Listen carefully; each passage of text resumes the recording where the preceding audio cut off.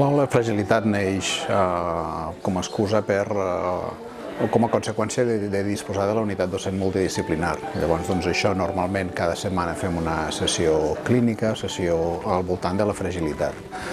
Però ja fa un parell o 3 anys exactament, que vam decidir fer una aula oberta a la ciutadania comptant amb alguna persona que tingués alguna cosa a dir amb la fragilitat àmpliament entesa i que fos de proximitat. Aleshores hem comptat amb gent significada de Sant Pol, la Carme Ruscalleda, de Blanes, el Salvador Massip, i aquest cop comptem amb la presència d'un mataroní de pro com és en Espartac Peràs.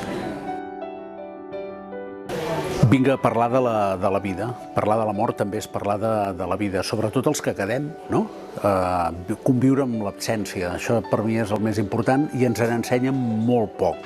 És a dir, quedem molt orfes quan algú mor i es tracta de compartir sensacions, explicacions i trencar en certa manera aquest tabú, que per mi no és tan tabú.